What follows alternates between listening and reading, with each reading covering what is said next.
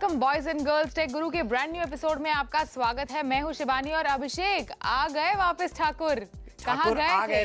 Taipei city गया था, Taiwan की राजधानी। बड़े लोग, बड़ी बातें। बड़े लोग नहीं, बड़ी तो वहां की इमारतें हैं। ताइपे 101 दुनिया की चौथे नंबर की सबसे ऊंची इमारत। और दरअसल सेल्फी नहीं खींची तुमने? सेल्फी खींची ना, आप लोग देख सकते हैं। बिल्डिंग के ऊपर से खींची? बिल्डिंग के ऊपर से, बिल्डिंग के नीचे से, बिल्डिंग के बाजू से, बिल्डिंग के आजू से, हर तरफ से सेल्फी ली हैं ताइपे सिटी से। पर ताइवान दरअसल मैं इसलिए गया था क्योंकि ताइवान एक ऐसा देश है, क्योंकि नॉर्मल टेक्नोलॉजी की दुनिया में हम जब बात करते हैं ना, जापान सामने आता है, कोरिया से सैमसंग जैसी कंपनियां आती हैं, एलजी जैसी कंपनियां आती हैं, या फिर यूएस आते हैं, यहाँ से एप्पल, गूगल जैसी, माइक्रोसॉफ्ट जैसी कंपनियां निकलती हैं।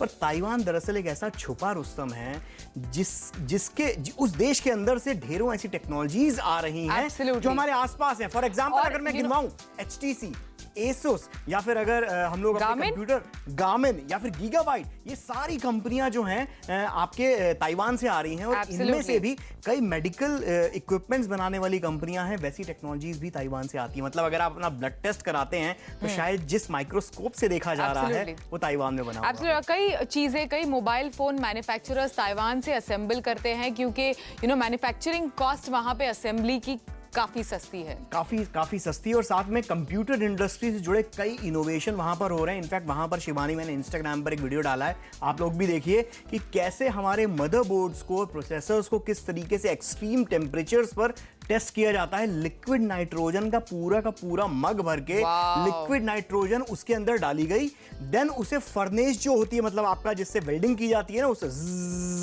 ऐसे करके पूरा गर्म कर दिया गया। मतलब टेम्परेचर कुछ 800 डिग्री सेल्सियस, और फिर उसमें लिक्विड नाइट्रोजन डाल के करीब -800 डिग्री सेल्सियस तक उस टेम्परेचर पर पहुंचाया गया। Wow, that's amazing. मतलब तुम एसेंशियली टेक्नोलॉजी को breathe in, breathe out, technology का प्राणायाम करके आया हूं दरअसल। एब्सोल्युटली। तो आज के टेक गुरु पर काफी चीजें, हम इंटरेस्टिंग चीजें करने वाले हैं। पर उससे पहले टेक्नोलॉजी की दुनिया में क्या क्या नई खबरें चल रही हैं उसके बारे में बात करते हैं। सबसे पहले iPhone 7, तुम जिसका बेसब्री से इंतजार कर रहे हो। बहुत लोग iPhone 7 का इवन पता है, आईफोन के बारे में एक चीज ऐसी मानी जाती है कि iPhone 7 का इंतजार, आईफोन का इंतजार ना सिर्फ वो लोग 11 मुल्कों की पुलिस कर रही है। 11 मुल्कों की पुलिस तो छोड़ो, ना सिर्फ वो लोग करते हैं जो आईफोन खरीदना चाहते हैं, बल्कि वो भी करते हैं जो आईफोन को गाली देना चाहते हैं। एब्सोल्युटली। तो खबर ऐसी है कि iPhone 7 सितंबर 7 को लॉन्च होगा। 7 को, क्या बात है। एब्सोल्युटली। तो सितंबर 7 कुछ ज्यादा दूर नहीं है, बस कुछ 8 दिन दूर है। अगले ट्यूसडे को आने वाला है। बट शिवानी, सितंबर 7 बोल जरूर रहे हैं, पर अभी तक कोई ऑफिशियल इनवाइट नहीं आया है। मतलब अभी कितने दिन बचे? हार्डली कुछ दिन बचे हैं और इनवाइट नहीं आया, और एप्पल का इवेंट में इनवाइट ना आए, ये तो हो ही नहीं सकता। तो हमें थोड़ा ये डिफिकल्ट लगता है ये सितंबर 7 का जो लॉन्च है, पर देखते हैं। मतलब आसपास आने के तो चांसेस है। मुझे जहां तक लग रहा है ये करीब 20-21 सितंबर से पहले तो ये चीज लॉन्च होने वाली है नहीं। और इसमें मोटी बात दरअसल ये है कि इनका प्रोडक्शन ही नहीं हुआ होगा जो इन्होंने सोच के रखा होगा कि 1 मिलियन आईफोन यूनिट्स बना के रखने हैं, या 10,000 या 1 लाख यूनिट्स बना के रखने हैं। तो वो अभी टारगेट मीट ही नहीं हुआ होगा। इसलिए कुक अंकल ने बोला, रुक जाओ भैया, ठंड पे जो है आपका जब लॉन्च हो जाएगा तब हम रख देंगे। और वैसे भी एप्पल का इनवाइट मुझे लगता सितंबर 7 को होने वाला है। कई दिनों से चल रहा है, पिछले हफ्ते से ये बात चल रही है कि व्हाट्सएप की प्राइवेसी पॉलिसी में चेंज। तो जब 2 साल पहले व्हाट्सएप ने फेसबुक ने व्हाट्सएप को अक्वायर किया था, तो दोनों फेसबुक और व्हाट्सएप ने ये अश्योर किया था कंज्यूमर्स को कि कोई भी बदलाव नहीं नजर आएंगे। इनफैक्ट फेसबुक ने ये भी कहा था कि एडवर्टाइजर्स इस प्लेटफॉर्म पर नहीं नजर आएंगे। तो अभी कई इंडस्ट्री स्पेशलिस्ट ने ये बात कही थी कि ये मॉडल कितने दिनों तक चलेगा। तो 2 साल तक चला अभिषेक। अभी इसी प्राइवेसी पॉलिसी में बदलाव आएंगे।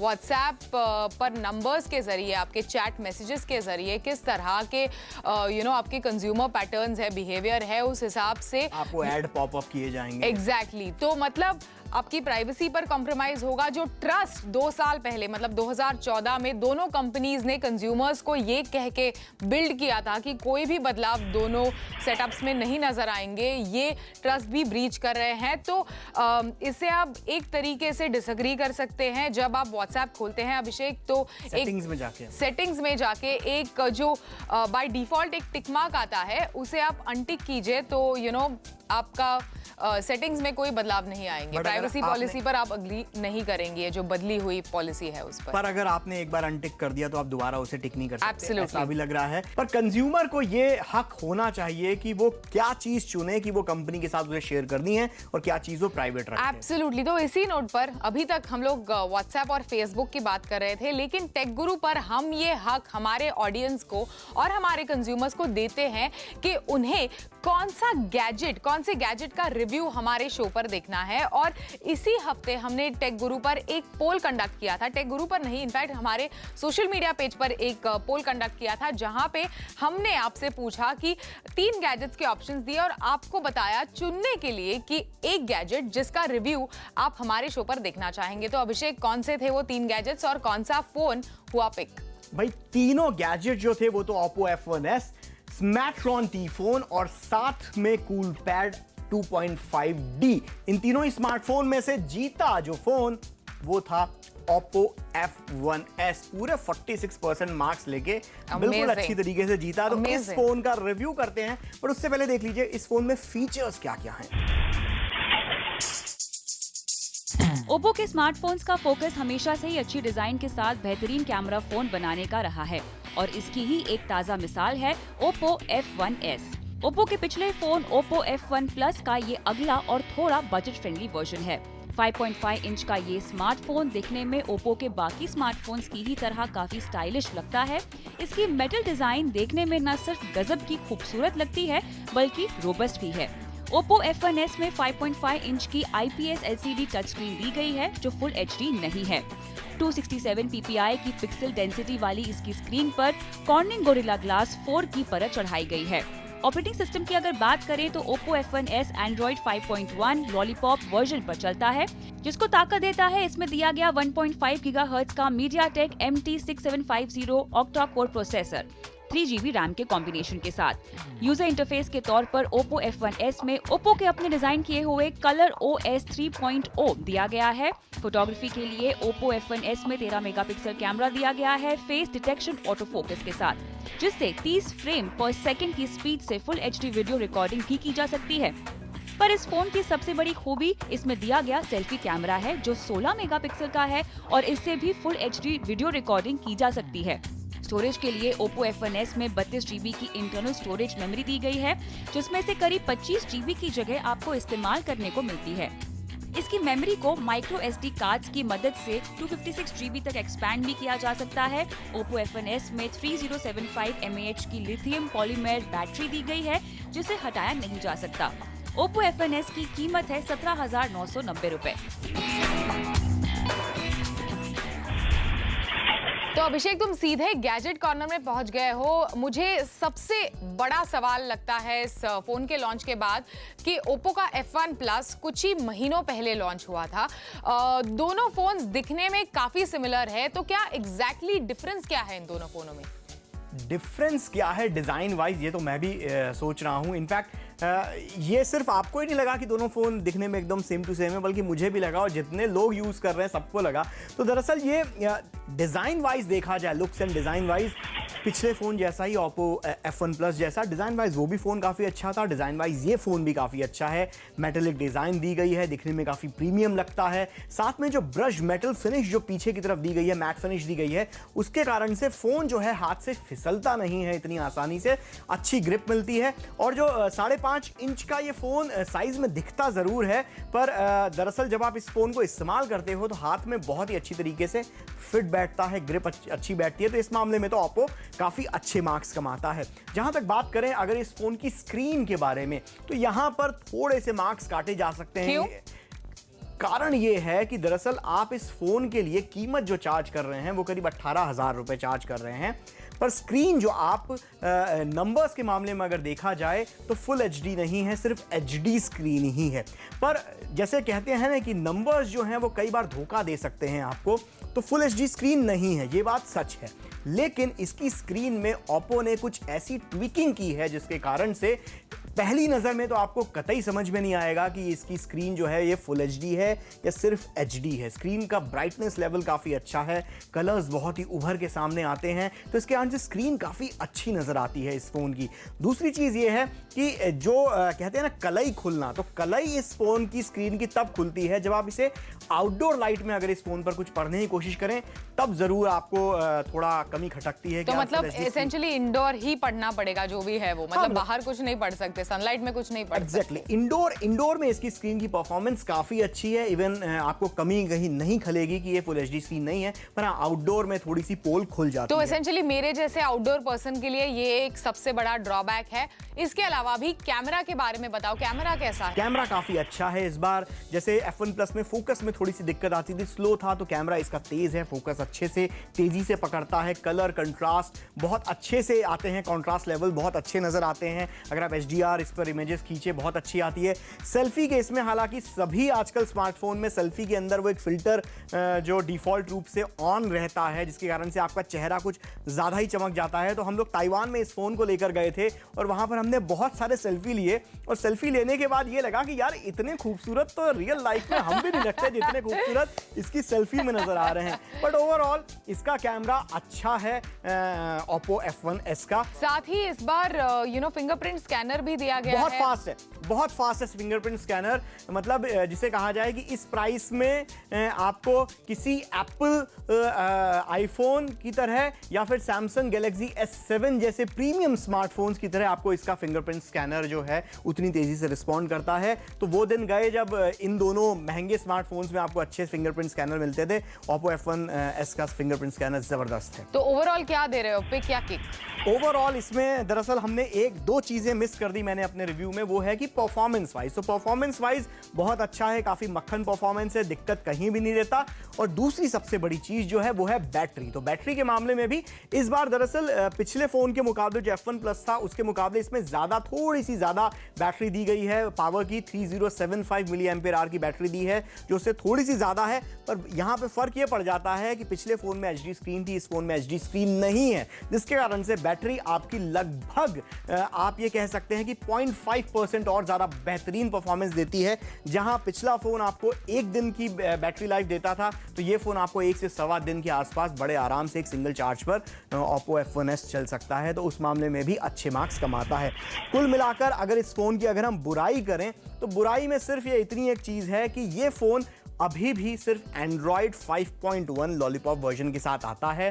मार्शमैलो अपडेट इस पर कब आएगा इसका कोई अता पता नहीं है, और नूगट के बारे में तो सोचना भी बेकार है क्योंकि मार्शमैलो ही नहीं आया अभी तक। तो उस मामले में थोड़े से नंबर ये पप्पू कम कमाता है। बट ओवरऑल अगर देखा जाए 18,000 रुपये में मतलब ज़बरदस्त फ़ोन है, ज़बरदस्त फ़ोन। इसको फ़ौरन ख़रीदा जा सकता है अगर आपका बजट 18,000 रुपये है। बस ये छोटी मोटी कमी जैसे Android 5.1 है, उसको अगर आप हैंडल कर सकते हैं तो इस फ़ोन में कुछ खारिज करने लायक और बहुत ज़्यादा चीज़ें हैं नहीं। तो ग्रेट 18,000 रुपए में हम इसे पिक दे रहे हैं। टेक गुरु में अभी वक्त है एक छोटे से ब्रेक का। ब्रेक के बाद देखेंगे इस हफ्ते हमारे गैजेट लैब में कौन से है वो गैजेट्स जिसे हम दिखाएंगे।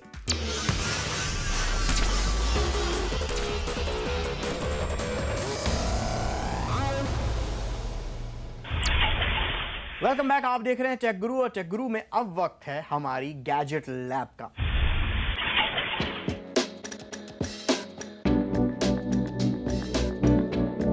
STK लेकर आया है वाटर बॉटल शेप वाला ये ब्लूटूथ स्पीकर फ्लैस्को। दिखने में किसी आम वाटर बॉटल की तरह दिखता है, पर है मजेदार चीज। अगर आप ट्रैकिंग पर जाने की सोच रहे हैं और म्यूजिक से अलग नहीं होना चाहते, तो ये डिवाइस आपके लिए परफेक्ट है। रबर और मेटल डिजाइन इसे स्प्लैश प्रूफ और डस्ट प्रूफ बनाती है। ट्रैकिंग के वक्त जमीन पर गिरने से भी इस पर कोई असर नहीं होता। गाने सुनने के साथ साथ आप फोन कॉल भी रिसीव कर सकते हैं, क्योंकि इसमें दिया है बिल्ट इन माइक। फ्लैस्को को ब्लूटूथ के सहारे आसानी से किसी भी फोन से कनेक्ट किया जा सकता है। इसके बटन इस्तेमाल में आसान है। इसमें दी गई है 1500 mAh की बैटरी जो आपका साथ 5 से 6 घंटे तक आसानी से देती है। एडिशनल कनेक्टिविटी के लिए इसमें 3.5 mm ऑक्स इनपुट दिया गया है, जिससे दूसरे डिवाइस भी कनेक्ट कर सकते हैं। STK फ्लैस्को का दाम है 6000 रुपए।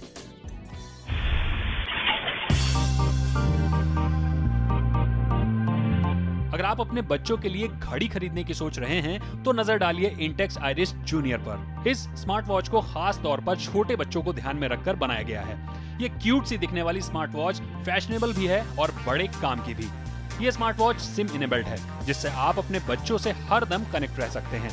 इसके अलावा आइरिस जूनियर में दिए गए इनबिल्ट GPS और लोकल पोजिशनिंग सिस्टम की मदद से आपके बच्चों की लोकेशन का ट्रैक आप हर वक्त अपने मोबाइल फोन से रख सकते हैं। 580 mAh की इसकी बैटरी 1-1.25 दिन तक आराम से चलती है।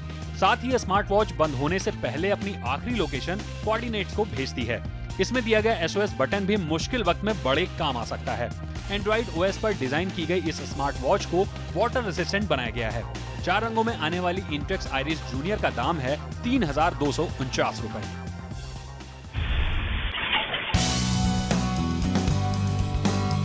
पेश है एल्टेक लेंजिंग के latest Bluetooth headphones MZW300।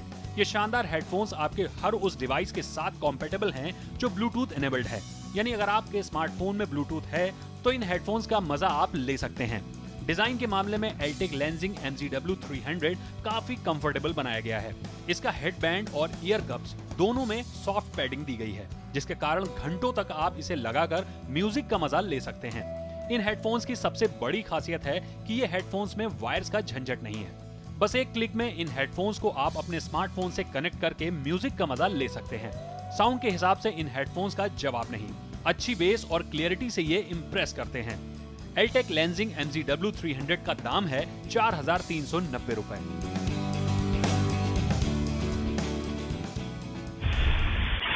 Take guru पर अभी वक्त है एक छोटे से ब्रेक का। ब्रेक के बाद वक्त है ऐप दिस वीक का।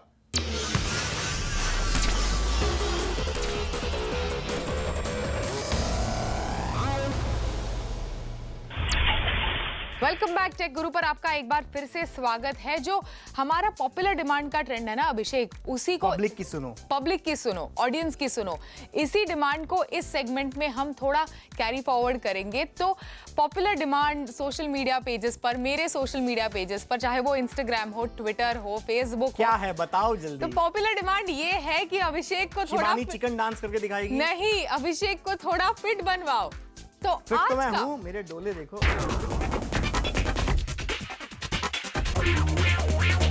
आज का जो मेरा ऐप है, इट्स कॉल्ड 7 मिनट वर्कआउट। नया ऐप नहीं है, उसे थोड़ा और डेवलप किया गया है। अभी गूगल फिट भी इस पे फिट होता है। और ओवरऑल 7 मिनट वर्कआउट मतलब क्या? आपको 7 मिनट में 12 अलग अलग टाइप के सर्किट ट्रेनिंग के वर्कआउट्स करने हैं। तो आपके पास केवल 7 मिनट होने चाहिए। यानी अभिषेक तेलंग, तुम कुछ भी एक्सक्यूज नहीं दे सकते कि मेरे पास 7 मिनट नहीं है। तुम्हें 2 चीजें चाहिए, एक है चेयर और दूसरी है वॉल। और 30-30 सेकेंड्स के सर्किट ट्रेनिंग के वर्कआउट्स है और 10-10 सेकेंड का ब्रेक हर सर्किट ट्रेनिंग वर्कआउट के बीच में तुम्हें मिलेगा। तो ये वीडियोस के जरिए या फिर इलस्ट्रेशंस के जरिए आप इस ऐप के जरिए कर सकते हैं, कहीं पर भी कर सकते हैं। चाहे आप ट्रैवल कर रहे हो तो अपने होटल रूम में कर सकते हैं या फिर अपने घर पे कर सकते हैं।